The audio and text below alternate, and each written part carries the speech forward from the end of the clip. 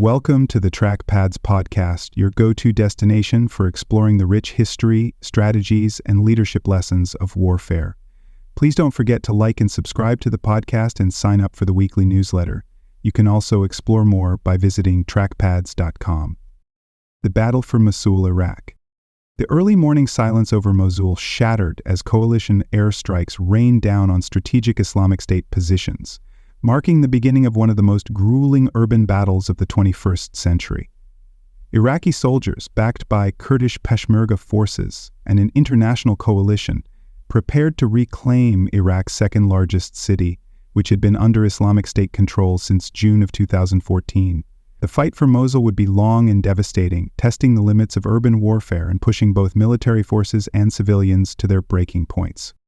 The battle lasted from October 17, 2016 to July 10, 2017, making it the largest military operation in Iraq since the fall of Saddam Hussein in 2003. More than 100,000 troops took part in the offensive, facing off against an estimated 6,000 Islamic State fighters who had spent years fortifying the city. The stakes were immense. Defeating the Islamic State in Mosul would cripple their so-called caliphate and significantly weaken their ability to operate across Iraq and Syria. While hailed as a decisive victory, the battle came at an enormous cost. Thousands of civilians were killed, entire neighborhoods were reduced to rubble, and the humanitarian crisis that followed displaced nearly 1 million people. The fighting showcased the complexities of modern warfare, where conventional armies struggled against a decentralized enemy deeply embedded in the urban landscape. In this episode, we will explore the strategic importance of Mosul, the brutal battle itself, and the lasting impact of one of the bloodiest urban conflicts in recent history. Historical context. The Islamic State's takeover of Mosul in June of 2014 was a turning point in the war against the extremist group. In a stunning and humiliating collapse, Iraqi security forces abandoned the city with little resistance, leaving behind a massive cache of weapons, vehicles, and resources. Within days, the Islamic State had solidified control, imposing its harsh rule on nearly 2 million residents. The city's capture boosted the group's global reputation, allowing its leader, Abu Bakr al-Baghdadi, to declare the establishment of the so-called Islamic State from the historic Great Mosque of al-Nuri. Mosul was critical to the Islamic State's ambitions, serving as both a symbolic and logistical stronghold. As Iraq's second-largest city, it provided the group with a steady stream of recruits, tax revenue, and access to oil smuggling networks. Its location near Kurdish territory and key roadways made it an operational hub for Islamic State activities across Iraq and Syria. Reclaiming Mosul was not just about regaining territory. It was about dismantling the legitimacy of their so-called caliphate. Planning for the battle began in earnest in 2015, when Iraqi Prime Minister Haider al-Abadi announced the government's intent to retake Mosul. However, the offensive was delayed multiple times due to the need for extensive preparation.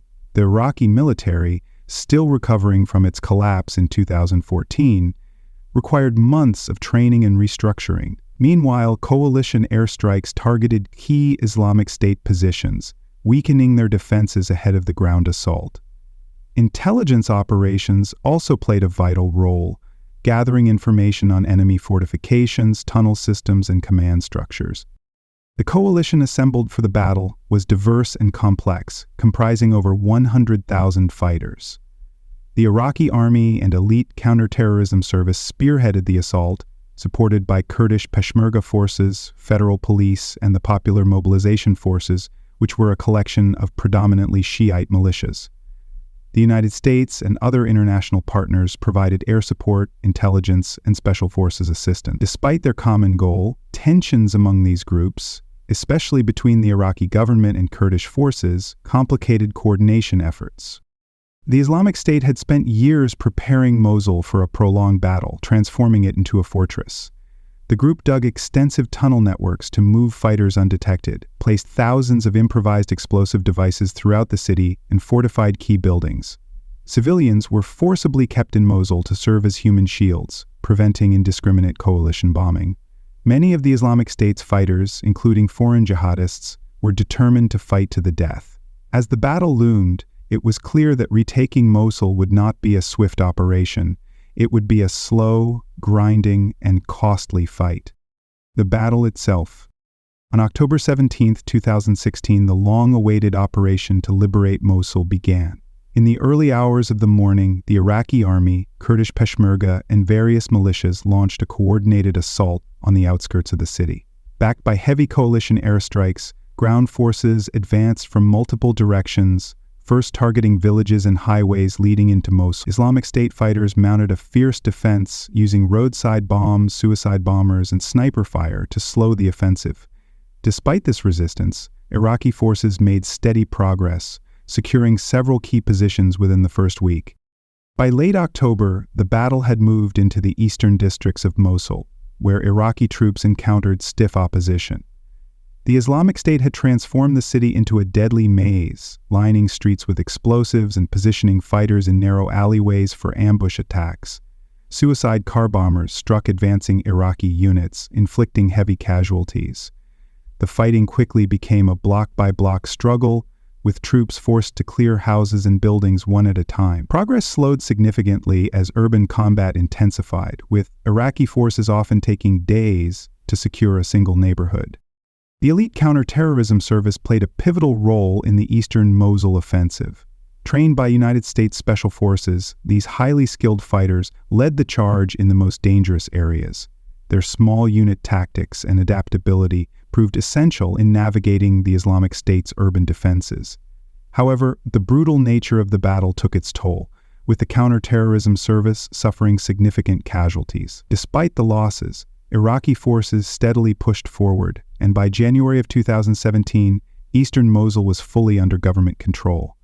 This victory marked a turning point, but the battle was far from over. The western half of the city remained in Islamic State hands. The offensive for western Mosul began in February of 2017, presenting even greater challenges. The western districts were denser, with older buildings and narrower streets that limited the movement of tanks and armored vehicles. Islamic State fighters used the terrain to their advantage, launching surprise attacks from hidden tunnels and utilizing rooftop snipers. The civilian casualties also surged, as the Islamic State forced residents to stay in their homes, preventing them from fleeing the battlefield. The humanitarian crisis worsened as food, water, and medical supplies dwindled. One of the defining moments of the battle came in June of 2017, when the Islamic State destroyed the Great Mosque of Al-Nuri. This historic site, where Abu Bakr al-Baghdadi had declared the caliphate in 2014, was reduced to rubble in an act of desperation. The destruction of the mosque was a symbolic defeat for the Islamic State, signaling their imminent collapse in Mosul. The battle then shifted to the Old City, where Islamic State fighters made their final stand. The narrow streets and closely packed buildings created a nightmarish battlefield, with intense fighting erupting at every corner. Tactical shifts became necessary as Iraqi forces adapted to the brutal urban combat. Small squads, often moving on foot, replaced large armored convoys to navigate the maze-like streets. Drones were increasingly used to scout enemy positions and call in airstrikes with pinpoint accuracy. Sniper teams played a critical role in countering the Islamic State's ambush tactics, picking off fighters hidden in the ruins. These adjustments allowed Iraqi troops to gradually close in on the last Islamic State strongholds. The final push into Mosul's Old City began in late June of 2017. The fighting here was some of the bloodiest of the entire campaign, with Islamic State militants refusing to surrender.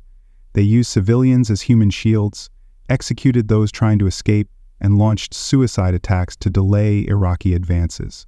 The destruction was immense, with entire neighborhoods reduced to rubble from artillery strikes and air bombardments. Despite the high cost, Iraqi forces pressed forward, determined to crush the last remnants of Islamic State resistance. Coalition air support remained a decisive factor in the battle, providing crucial strikes on fortified Islamic State positions. However, the reliance on air power also contributed to widespread devastation. Entire city blocks were flattened, and estimates suggest thousands of civilians perished in air and artillery strikes. The high civilian toll sparked controversy, raising questions about the balance between military necessity and humanitarian concerns. The battle for Mosul had turned into a war of attrition, where victory came at an enormous cost. By early July of 2017, the Islamic State's presence in Mosul was reduced to a few hundred fighters, trapped in a shrinking pocket of the old city. Many of these fighters were foreign jihadists who fought to the death rather than surrender. Iraqi troops methodically cleared the remaining buildings, engaging in fierce hand-to-hand combat in the final days of the battle. As resistance crumbled, surviving Islamic State members attempted to flee or blend in with the civilian population, but many were captured or killed. On July 10, 2017, Iraqi Prime Minister Haider al-Abadi officially declared victory in Mosul. The announcement marked the end of a 9-month campaign that had cost thousands of lives and left the city in ruins. While celebrations erupted in Baghdad and other parts of Iraq, Mosul itself remained a scene of devastation. Bodies still lay buried under collapsed buildings, and much of the city's infrastructure was destroyed. The battle was won, but the road to rebuilding Mosul had only just begun. The aftermath of the battle revealed the true scale of the destruction. Estimates suggest that over 10,000 civilians died, though the exact number remains uncertain. More than 900,000 residents were displaced, many of whom had nowhere to return. Entire neighborhoods were unrecognizable, and the humanitarian crisis persisted long after the fighting had stopped. Mosul had been liberated, but the scars of war would linger for years to come. Outcome and immediate impact. The Battle of Mosul ended with a decisive military victory for Iraq and its allies, but at an immense cost.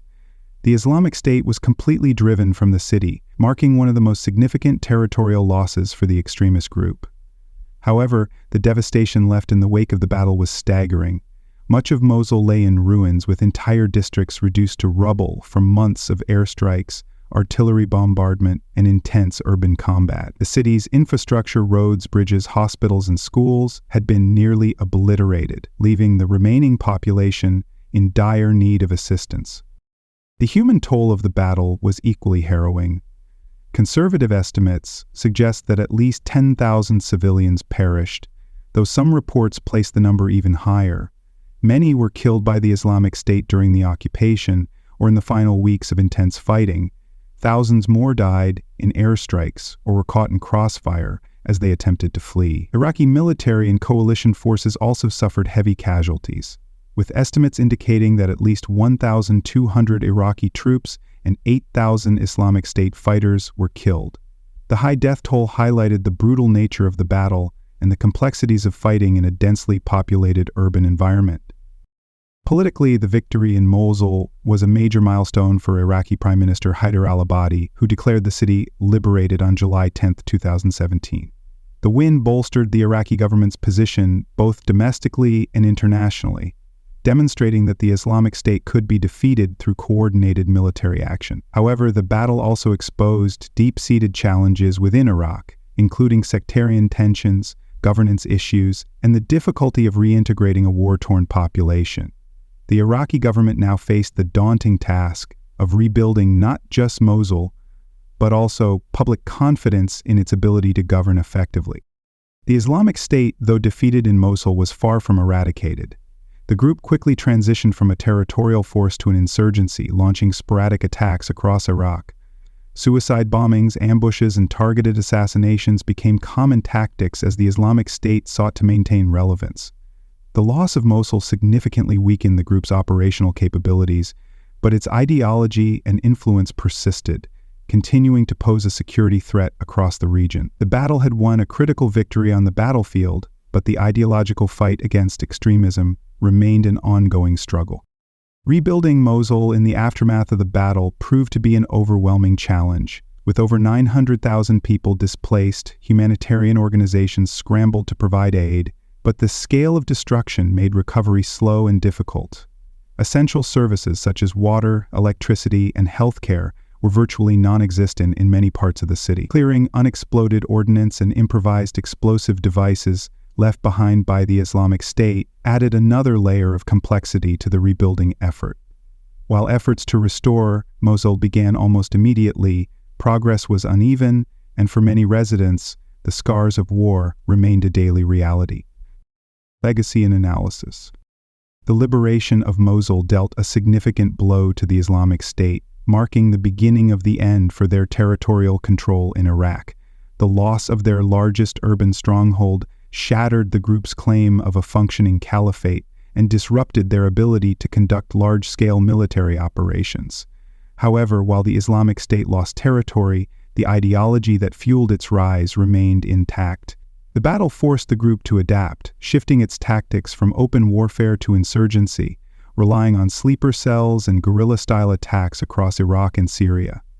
Even in the years following Mosul's liberation, the Islamic State maintained a presence in rural areas, proving that military victory alone was not enough to eliminate the threat. The battle also provided critical lessons in urban warfare that reshaped military strategy worldwide. The complexity of fighting in a densely populated city, where an entrenched enemy used civilians as shields, highlighted the limitations of conventional warfare tactics.